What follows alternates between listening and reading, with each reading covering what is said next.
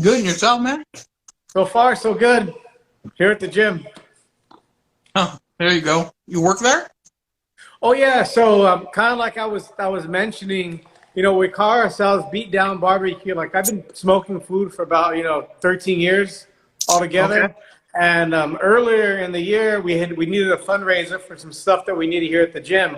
The name of my gym is Salva Mixed Martial Arts. We're Okay. located right here in East Los Angeles. So when we started doing it more seriously as a fundraiser, we started calling it Beatdown Barbecue. It gives a little bit of a mix.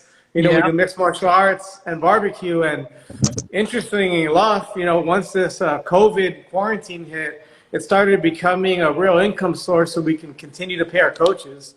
Like during this entire time, we've been fortunate, we've been blessed enough to earn enough income to not fire any of our coaches during this time. It's just kind of funny how things weave Wow. together. Wow. I'm looking at your website right now. First of all, I didn't realize you were so close to me. I'm just right here in Orange County. And are all these pictures, are they of your food?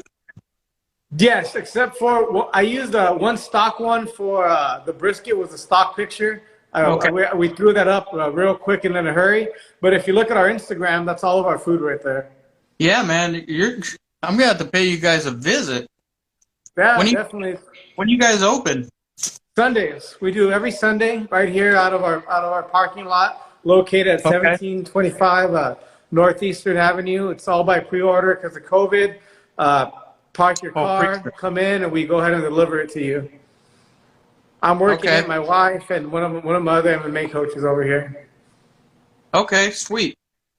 So, um, so how'd you start? What got you started smoking? Like, where where did where was the ground floor for you?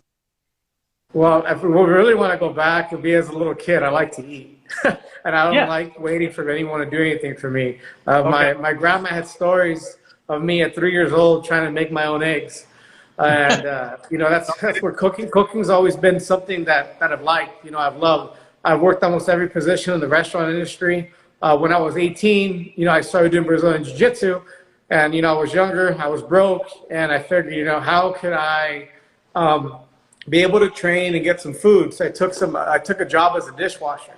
I worked my way up and I was able to be a line cook. And what that allowed me to do was make a little bit of money on my schedule and also as an athlete get free food. We had Angus steaks and food on a regular basis. But if I take it back to barbecue, it's just, I used to watch on Food Network. They used to have like some of those barbecue competitions. I know Kingsford used to hold them. And in 2008, 2007, I got a Weber Smoky Mountain. Oh yeah. That's kind of like where I started, and it was always a hobby. Did a little bit of catering, but I just always liked the challenge. I got the Smoky Mountain because I picked up one of those little cheapy offsets from Home Depot. Oh yeah. And it was $150, and I quickly found out why it was $150. Yeah. I think we all been there. The metal food was so bad. The metal was real thin. I tried to make chicken. It tasted like I was biting into a piece of wood. It was an interesting experience for sure. Wow. Okay, so from a Weber Smoky Mountain, what are you cooking on these days? Right now, I got a stump stretch. One of my barbecue mentors. I saw you're friends with him. His name is Jason Miranda. He's a grand champion of a couple competitions. I know he's won Vista twice. Okay. One Laughlin, a little bit of a heavy set guy. So I was with the Weber Smoky Mountain for the longest time. And like I mentioned, before the quarantine, my wife helped run a profit. It's called Beat the Streets. It's this right here. It's a company. What they do is that they have wrestling for kids. It's in urban communities, help get kids off the street and do free wrestling. Okay. So I reignited it. I was using the Weber Smoky Mountain then. And then, Jason got me into the gravity feeds. And I've been using a stump stretch since then. Like I mentioned, I'm going to pick up another one coming by the end of the week. Oh, by the end of the week. I'm getting a second one, yeah. We need to scale up. We've been selling a lot of food here. Someone selling one local? Oh no, he's in that stump stretch group. He happens fortunately, I have family down in San Diego. He's coming from South Dakota, so we worked out a little deal. I'm going to meet him up halfway, and things just honestly, like, I feel really blessed. Things have just aligned for us in the right way for, for the barbecue. Recently, I was able to come up on a nice fridge, a lot of equipment. Almost feel like it's God giving us a little bit of a sign, so we're running with it. Amen, bro. Amen. Yeah, I just ordered my first gravity fed yesterday from Assassin. Mm-hmm. So I'm pretty excited. Well, I shouldn't say my first. I had the Masterbuilt gravity fed when it first came out.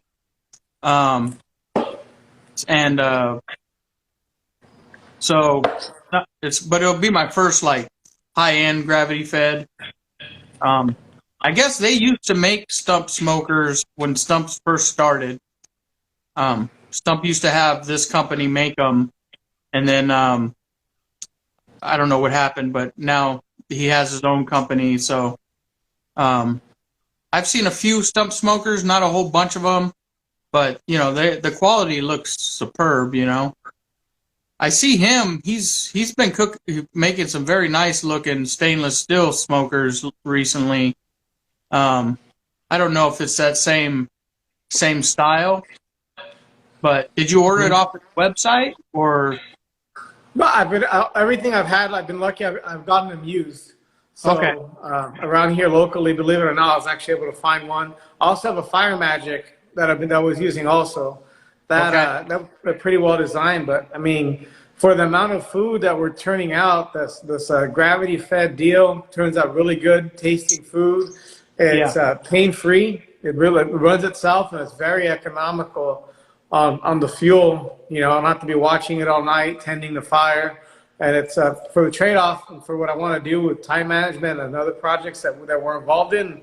I like it a lot. Sweet. So now you're getting another Stumps.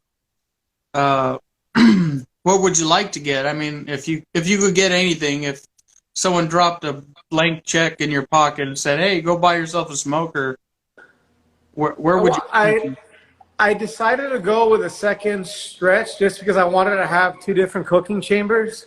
I was looking at an XL and I wanted to get an XL, but I thought about what we're doing because we sell everything here. We have brisket, we have ribs, we have pork belly, and as you know, those all cook different time frames. So what I really would like would be a bigger trailer, bigger sink, and really more of an official setup. I have a bunch of Cambros currently that we use to keep everything warm. So I mean, I guess I'm kind of got lucky. I was able to get what I wanted right now. I thought that stretch is nice, but I was thinking about the time that it would take to heat something up that big, and I didn't want to be confined just to one cooker. I wanted to be able to move pretty quick. Like I said, I've done a lot of work in the restaurant industry, and it's a line cook and catering, and speed's key. It's not like when you're cooking at home or getting ready for comp and you have to focus just on one thing. Our first weekend during COVID, I forgot to organize times. So we had 24 people arrive all at one time. Oh, wow. That's a lot. Yeah. Fortunately, that day, I also have a Traeger XL. So I was using the Traeger as a finishing tool to warm up the food and send it out to the people. So we had an assembly line. We had the gravity feed, then we had the ribs and the Cambro, and as people came to order, I was able to reheat and get everything ready to go on the XL. And that was actually an idea that I got from Jason because I was sold the other way with old school. I didn't want to mess with pellets and whatnot, but as far as working conditions, it made it very, very efficient. Right. Yeah. What about, you thought about maybe getting a warmer? I just picked one up 3 days ago, like a proofing cabinet. Yeah. I got one. We need to mess with it a little bit. Believe it or not, I picked it up for $300. OfferUp has crazy deals because with the Cambros you're always opening and closing and opening and closing. Right. But what I like about finishing the ribs on the Traeger is I almost feel like I'm able to get some little extra flavor on there. I give it a little bit of a spritz, throw some sauce and some rub on there, and they just 10 minutes. caramelized, and I feel like it's giving it a little extra touch, and I really like that. Oh, nice, nice. Yeah, something you might want to think about jumping into then is maybe a bigger pellet smoker. Um, I know, uh, you know, there's several different options you have with that. I know Rectech makes a really big one called the BFG. It's a 2,500 square inches of cooking surface over 3 racks, and Nice. it'll fit. What is that? 3 across 6. I think 6, 9 full sheet metal pans. Oh wow, Full that's huge. size pans, yeah. That's Yeah, that's better. I was gonna use my Mexican ingenuity, and what we're gonna do, we were just gonna get that tray. Cause I have 2 Traeger XLs, so they're commercial models, and I was just gonna get metal and then stack it up a little bit higher. I saw some plans online. I was gonna combine some redneck engineering with Mexican ingenuity and see what we could do. But I like the idea that you're mentioning. It's pretty good. Yeah, and what's cool about it is, it's basically like a portable oven, if you would, Yeah. So if you just run some good pellets in that thing, it's going to keep temp. Rectech makes a really good controller. It's going to keep temp and keep rolling. Or if you wanted something with a little bit more quality, a little bit more smoke flavor, you could do something like from Pits and Spits, or from even Myron Mixon has a really nice pellet smoker these days. A little more pricey because they're American made, but Myron's has 4 shelves, and you could do 6, 7, 8, 9. You could do 11 full trays in his. Oh wow. Yeah. And so you could put, 20, 28 plus racks of ribs in his. The shelves are separated maybe 3 inches, 4 inches. So if you're going to do anything really thick, pork butts, stuff like that, you got to remove a shelf. But if you're talking about doing ribs or chicken, you could fit a whole lot of food in that capacity and in that smoker. And it runs, I think that one runs, because shipping's so expensive. Right now, I think shipping's free on those. So I think that's $3,000. But you're talking about a very large amount of cooking surface. I happen to be blessed where I had all 3 of those at once. I had I had a Myron, and I had a BFG. And my personal opinion is the Pits and Spits and the Myron, you get a better smoke profile out of them than the BFG, but the BFG ran a more consistent temperature, and the technology in the BFG was better because you could control that thing from anywhere. As long as it's hooked up to Wi-Fi, you could be at the grocery store and look at your temps and adjust them. And it was a very good technology-wise. But when I was making the decision to buy a gravity fed, one of them had to go. And because that one had, out of the 3, the least amount of smoke, Yeah. that one I had to let go. But I still recommend it for anybody that is anybody that's looking for a big platform. I mean, that one's $2,800 from them, shipped to your door, and it's a big cooker. It's a big cooker. But anyways, I'm talking to you about you. So No, man, I appreciate the feedback. That's like the one thing that I've always learned, from martial arts. You always got to have a white belt mentality. But what I mean by that is always learn something from anything. And then, like I'm a black belt. I've been doing jiu-jitsu 19 years. I've won a bunch of like jiu-jitsu tournaments, and even now, like I always feel like I'm learning something new, and I've learned new things from white belts. So when it comes to feedback, I'm always open ears, and whatever anybody can pass on some information. A lot of times they're able to see things you can't. So I appreciate your feedback on that. No problem. Thank you. So what kind of sales are you doing on the weekends? I mean, on Sundays? We've been doing. We've been doing pretty good. With all pre-sales, like numbers wise. Is that your question, or? Yeah, just like how many meals would you say you're doing? Well, we have about. Let's see. We're getting about maybe 35 to 40 customers. A given weekend. Okay. Average ticket price is. I was surprised. During the quarantine, people still have money for food. Average ticket price, they're dropping about $65, $70, each time they come down. So, like I said, and it's been a mix. It's been some of our students and, some people, from outside. So, it's been going pretty good. Well, man, these are, the food looks delicious, bro.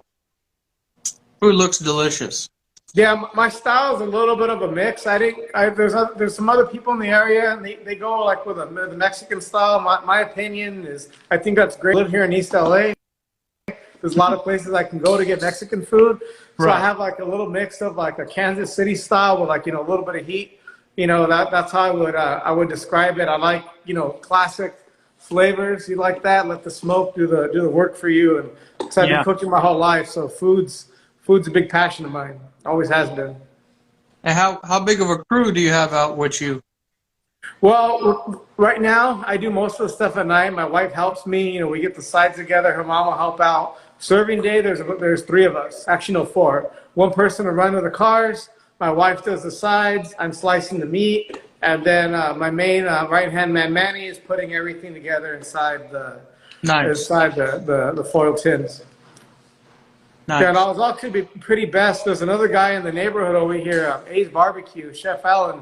He was really instrumental in helping me get my setup together, overall. He's another guy here in the area, does barbecue. He's got a decent following on Instagram, and that guy was just, open arms, helping me out, feedback. It's one thing to cook, but to What's serve. His name?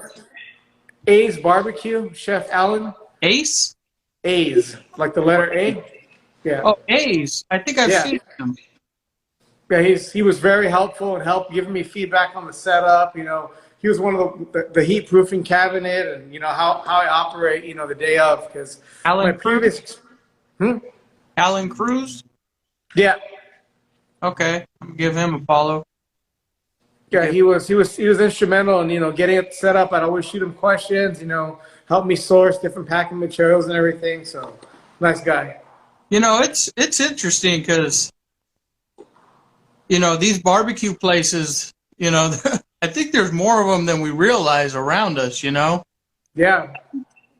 And it's like we run into each other online or whatever, and for some reason we think we're really far away from each other, but we're not.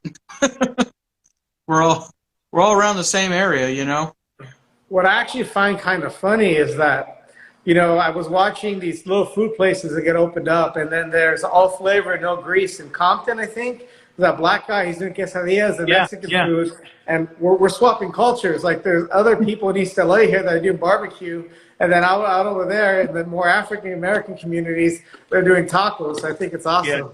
Yeah, it is good. It is good because the flavors are being switched over. It is great. Yeah, yesterday as an experiment, I know Harry Sue, he had a, what he called a Los Angeles rub. It was a mixture of tahini, sriracha, so it's Mexican and Vietnamese flavors, and I threw it on some beef ribs, and it's pretty fire. I liked it a lot. Was it good? It was really good. It was a simple rub: salt, pepper, white pepper, tahini, and then for the brisket, a little bit of a smear of sriracha and some fish sauce. And it was good. I liked it a lot. Wow. One of them was, huh? You put it on plate ribs or? Yeah, I put on some plate ribs. He had it as a brisket rub, but I thought it would taste good on some ribs. And I almost wanted to throw it on a michelada, to be honest with you. It tasted really, really good.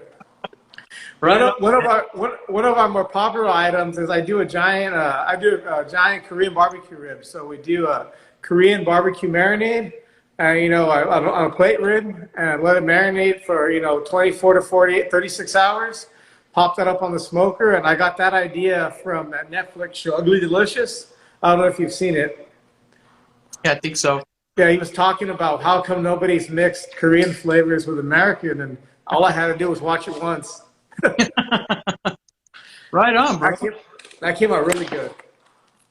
So what are you aspiring to do? What would you like to do next? Like, you want to get a hole in the wall? You want to just keep it like this? No, I don't want another brick and mortar. I've had my gym for about 12 years. This is a pretty big place.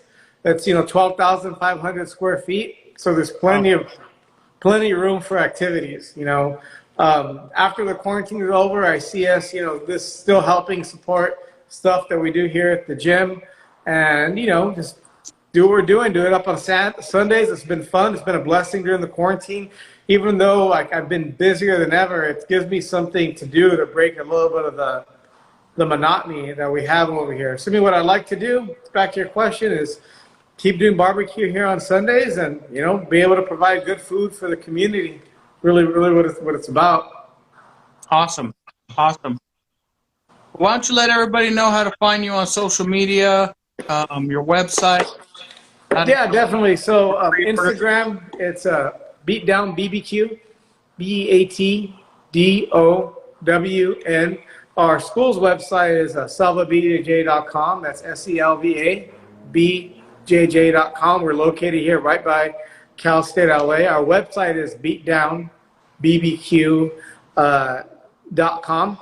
Another thing too, if there's any other barbecue guys out there, if you need help, setting up a site, let me know. It's pretty easy to do. Won't charge you to go ahead and give you some immediate feedback, because that was one thing that Square makes it really easy. I know for some people, I see them trying to sell just by DM, and that's kind of cool. And I feel that right now in a time like this, it's an opportunity to really be outward focused and help out our fellow man.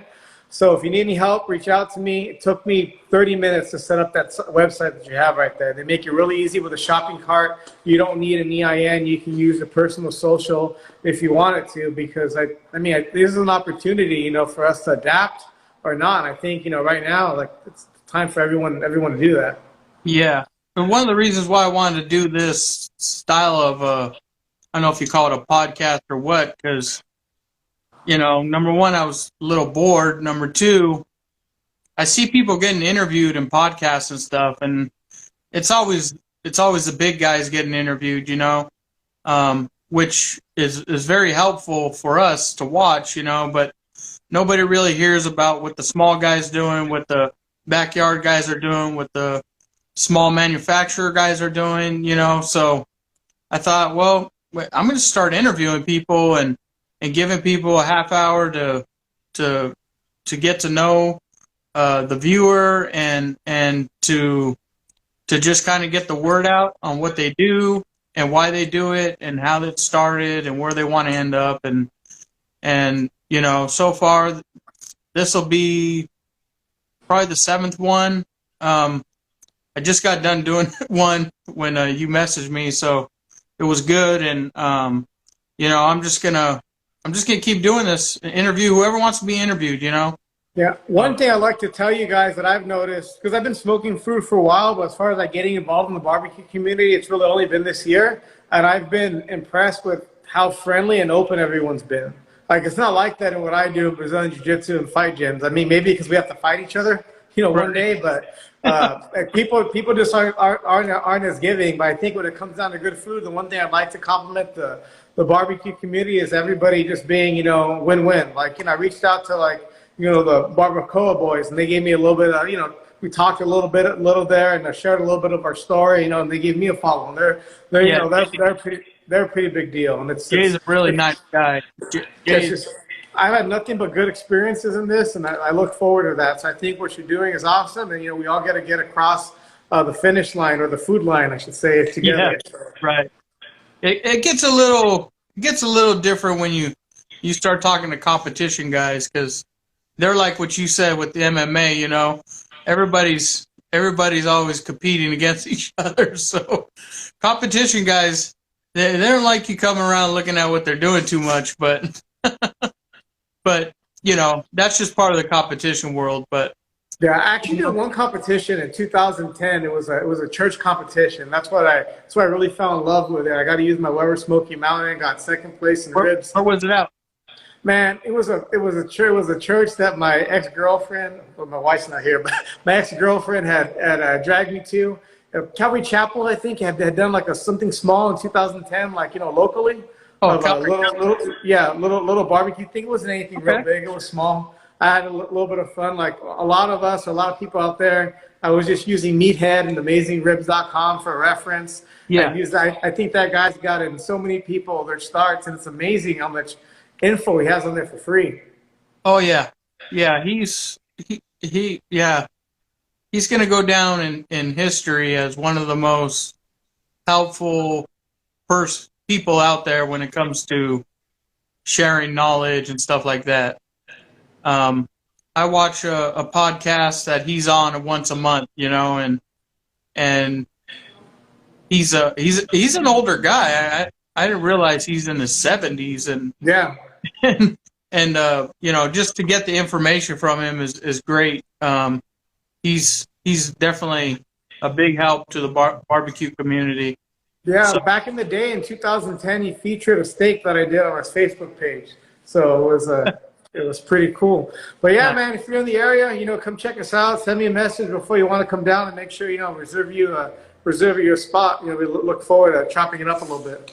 All right. What time do you serve on Sundays? 2:30 to 5 p.m. 2:30 to 5 p.m. Okay. All right, man. Cool. Great to have you on, man. Thank you. Thanks, All right. Dan. Take care. Thanks. Bye. All right. You've seen it. That's episode 7 of The Cud. Just talking about barbecue, chewing it up, different people.